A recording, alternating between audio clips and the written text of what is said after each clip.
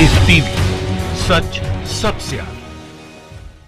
नमस्कार, आदाब। मैं हूं मोहम्मद अफजल आलम और आप देख रहे हैं द लाइव टीवी। पूरी दुनिया का हाल इस वक्त बेहाल है कोरोना वायरस से जंग लड़ने में।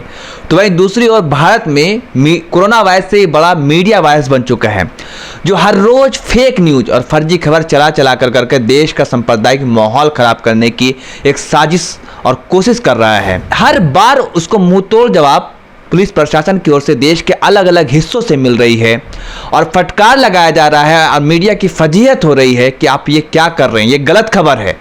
आज एक खबर पर जी न्यूज़ ने माफ़ी मांगी है। आपको बताते हैं कि क्या कारण था और इसने जी न्यूज़ ने और जी न्यूज़ के साथ साथ अलग अलग मीडिया चैनल्स ने कब कब गलत खबर चलाया है, इसके बारे में हम आपको पूरा डिटेल से बताएंगे और पूरा समझाएंगे और इसका इम्पैक्ट क्या पड़ा है हमारे सामाजिक सौहार्द पर, उस पर भी बात करेंगे, उस पर भी चर्चा करेंगे। आपको डिटेल से हर एक चीज़ के बारे में बारीकियों से बताएंगे। आज सबसे बड़ी खबर यही है कि जी न्यूज़ जो लगातार अपना एजेंडा चलाता है, एक संप्रदाय के खिलाफ नफरत भरा दूसरे संप्रदाय से लड़ाने की कोशिश करता है और नफरत भरता है दूसरे संप्रदाय में, तो वो आज नतीजा हुआ है कि उसकी पोल खुली है एक के बाद एक।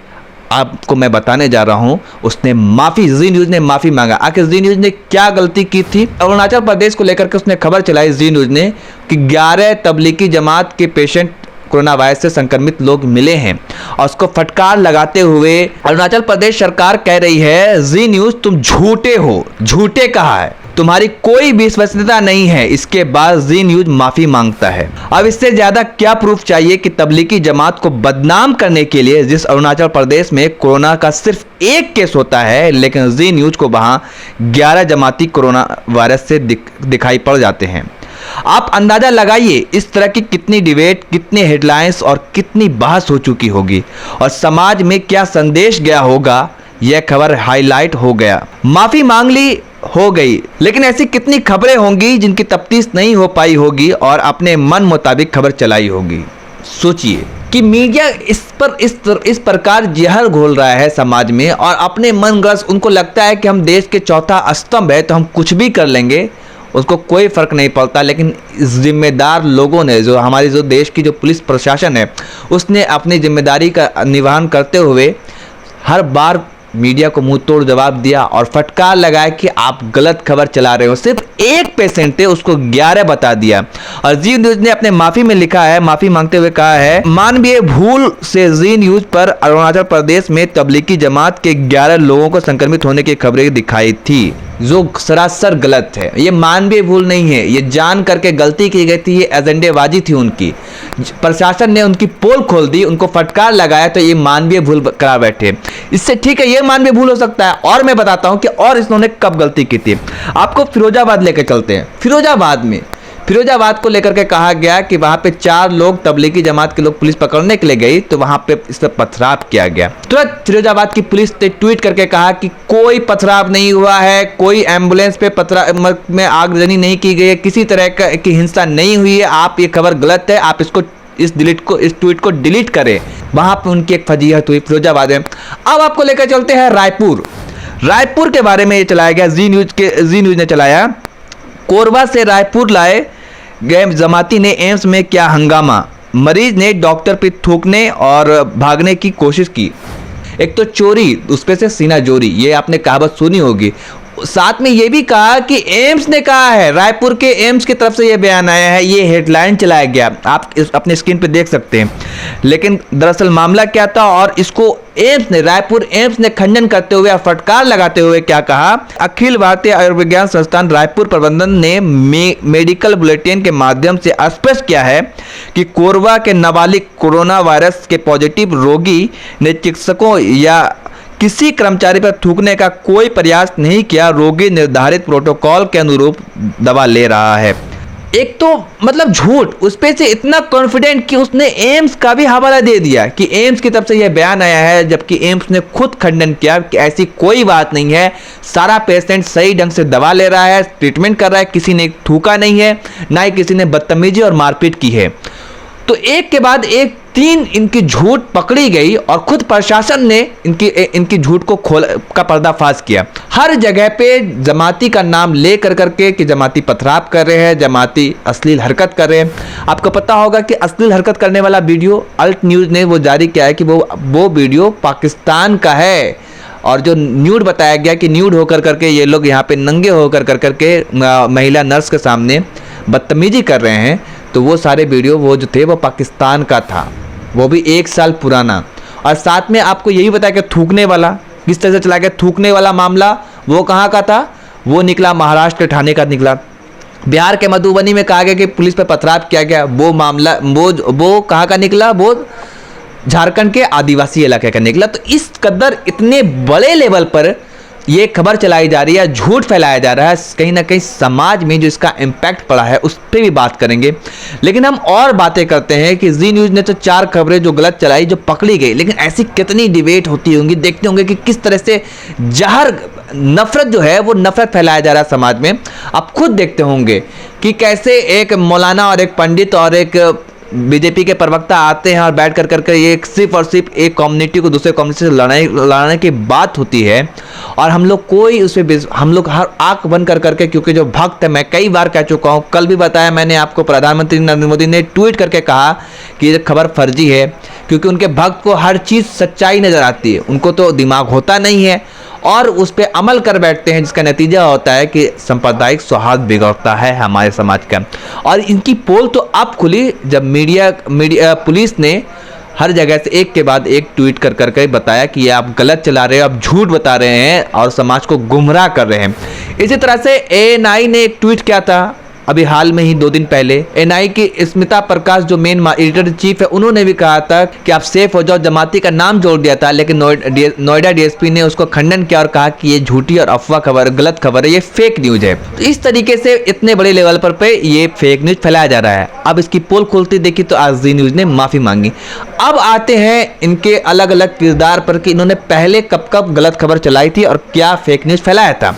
आपको याद होगा कि जब नोटबंदी हुई थी, 2000 नोट का नया नोट आया था, तो उसको लेकर के जी न्यूज पर उनके जो एडिटर इन चीफ है सुधीर चौधरी, उन्होंने क्या चलाया था, 2000 के नोट में चिप है, माइक्रो चिप लगा है, नैनो चिप लगा है, ये नोट कहाँ है, किसके पास है, कहाँ छिपा है, ये बता दिया जाएगा। लेकिन वो खबर क्या साबित हुई, झूठी और गलत खबर निकली और ये एक तरह से अफवाह थी।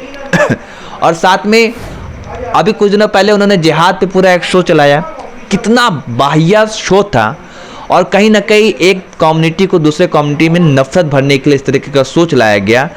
अब ऐसा लगने लगा है लोगों को ये कि ये जो खबर चलाई जा रही है, ये इस तरीके से खबर चला करके किसी एक पार्टी जो सरकार है उसकी नाकामी को छुपाने की जो काम कर रहे हैं, ये एजेंडे के तहत चलाया जा रहा है।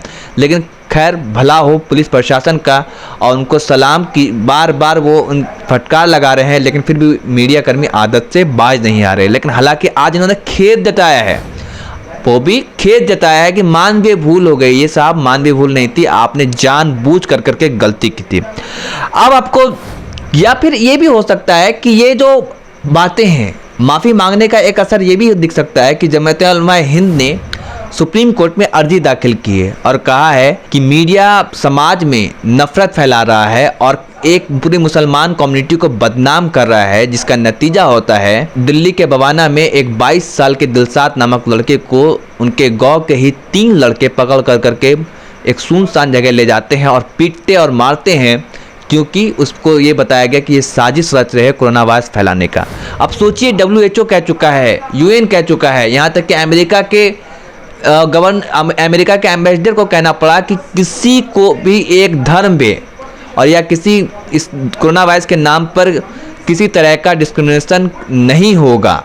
लेकिन उसके बावजूद मीडिया ये साबित करने पर तुला पड़ा था कि हिंदुस्तान में जो कोरोना वायरस फैला है वो किसी और ने नहीं बल्कि मुसलमानों ने फैलाया है। और इसका नतीजा होता है कि अलग अलग जगह पर, अब दैनिक भास्कर की एक रिपोर्ट के मुताबिक एक गांव में जहां पे आधार कार्ड चेक कर करके सब्जी बेचने वाले को, फल बेचने वाले को, या फिर कबाड़ या फिर जो भी हो उनको जाने दिया जा रहा है और आधार कार्ड पे चेक किया जा रहा है। और अगर वो मुसलमान होता है तो उसको भगाया जाता है, उनको जलील किया जाता है, बेइज्जत कर करके भगाया जाता है।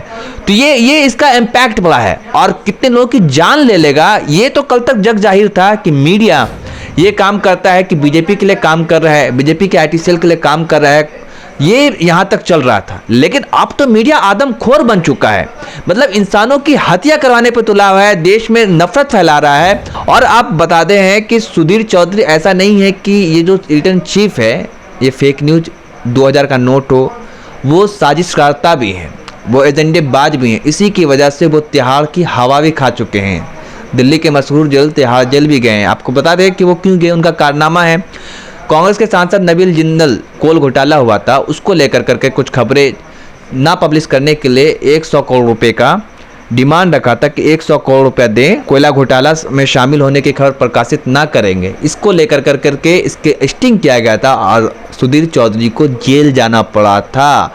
तो ये तो एजेंडेबाज हैं, ये साजिशकर्ता है, तो इसमें ये जग जाहिर है, हर कोई जानता है। अगर इस तरह से फेक न्यूज़ फैलता रहे तो सोचिए क्या हो सकता है और हमारे देश का क्या मुस्तकबिल होगा। हर कोई एक दूसरे से दंगाई और नफरत करने लगा, दंगाई बन जाएगा और नफरत करने लगेगा। खैर, हमारी पुलिस इस खबरों का खंडन कर रही है और मीडिया कर्मियों को झूठों को एक्सपोज कर रही है और फटकार लगा रही है, जिसकी वजह से आप लोगों के आंखों का पट्टी खुल रहा है और लोग समझेंगे और मीडिया कर्मी भी होशियार होंगे, क्योंकि सुप्रीम कोर्ट में भी उनके खिलाफ याचिका दायर हो चुकी है, महाराष्ट्र में केस हो चुका है। अब पुलिस एक के बाद एक उनके झूठों खबरों का और अफवाहों का खंडन कर रही है।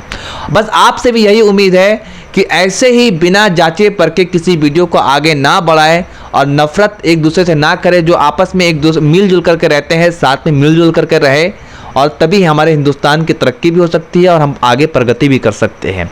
अगर इन मीडियाओं के अफवाहों की वजह से हम लोग एक दूसरे से नफरत करने लगे तो हम लोग काफ़ी पीछे चले जाएंगे और समाज में नफरत फैलेगा और कुछ भी नहीं, किसी का भला नहीं होने वाला इससे। अगर देश को एकता और अखंडता से आगे बढ़ाना है तो इन मीडिया जो ये मीडिया वायरस है, इससे काफ़ी सतर्क रहना होगा और इनसे सवाल करना सीखना होगा कि आप देश के लोकतंत्र के चौथा स्तंभ है। इसका मतलब ये नहीं कि आप कुछ भी दिखा दें, आप भी सवाल कीजिए, आप भी ट्वीट कीजिए और इनके झूठों को एक्सपोज कीजिए। जहाँ पे भी आप देख रहे हैं, अगर लगता है कि आपको ये फेक न्यूज़ है, ये गलत है, तो इनका खंडन कीजिए और हमें भी पहुँचाइए ताकि हम भी इनको एक्सपोज करें और दिखाएं कि ये किस तरह से अपनी एजेंडेबाजी के तहत एक कम्युनिटी के प्रति नफरत भरा बैठे हैं दूसरे कम्युनिटी में। धन्यवाद। लाइव टीवी, सच सबसे आगे।